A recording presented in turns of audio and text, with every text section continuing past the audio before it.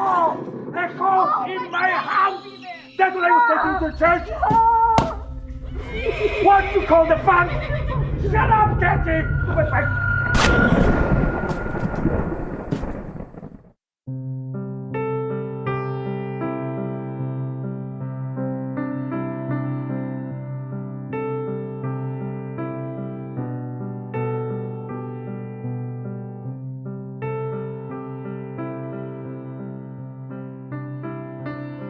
The basic premise of PTSD is it's the flight or fight mechanism, right? When somebody's been in war, they better run or they better stay there and fight for their lives. So when these men returned from war, they came back with a lot of anxiety. They came back with flashbacks. They would dissociate, meaning their bodies were there, but their mind was somewhere else. They also came back with depression, with anxiety. They came back with a very limited range of affect, right? So it's like they got that flat face going. It's like they're totem statues. Like in the American Sniper. Exactly. They don't have emotion because if I'm going to war, I need to not have emotion about what I'm going to do.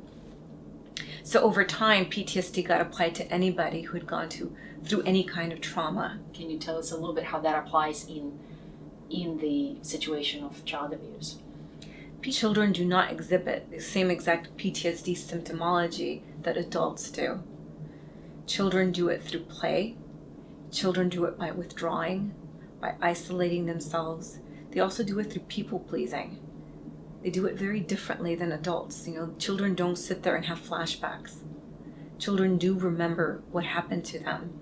What happens with many of them is that they don't remember the order, the sequence of events. So people then don't listen to them because it doesn't make sense the way they present it. So there's another piece of, I don't trust myself. I'm telling you my story. It's just that the sequence is off. So then whoever listens says, well, this is not believable. It's not believable. It's all scrambled and, okay. Right, and so then you must be making it up. You must be making it up because you don't make sense. This doesn't make sense.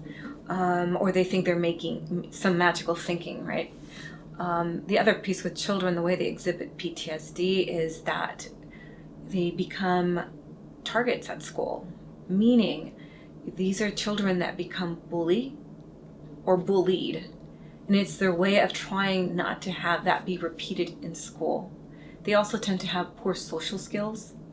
They have poor academics, right? How can I concentrate in school when I'm just having to deal with what happened at home this morning or last night?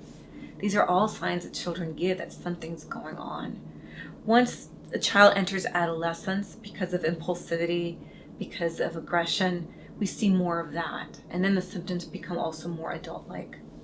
Now, I have heard stories, for example, of a woman who had gone through a German death camp, and her PTSD didn't really reveal itself until, maybe when she was in her 60s. I mean, it was such a big delay that it was almost thought of, is that even possible from a psychological point of view for it to be, for it to have that much of a delay? I think it's absolutely possible. If a child feels unsafe, she's going to come up with skills to keep her intact, right? She's going to not feel something. She's not going to think of something. She's just going to go through the motions, whatever it takes to survive. I mean, that's the beauty of the human body. It will do whatever it takes to help you survive.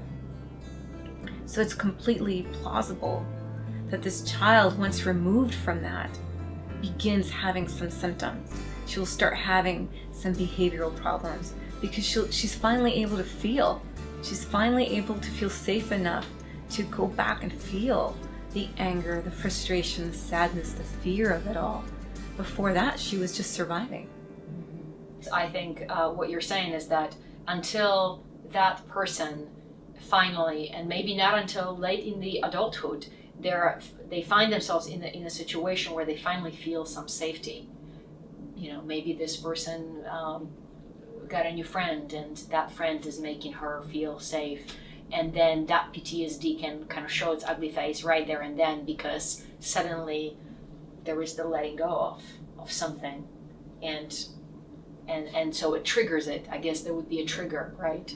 Yes, and a great example I have of that is couples. You know, a lot of times when we meet someone, I love to borrow from the Imago couples work here, because Imago talks about how there's 3 stages, and the first stage is what's referred to as the Limerence Stage.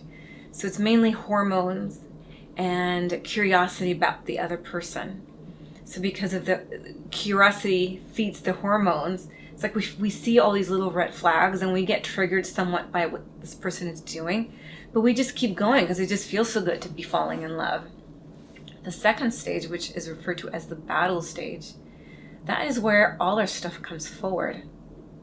So yes, what could happen many times, and what happens many times in couples, is that someone's finally feeling safe enough, feeling heard, feeling seen by their partner, and that is when all their stuff comes forward.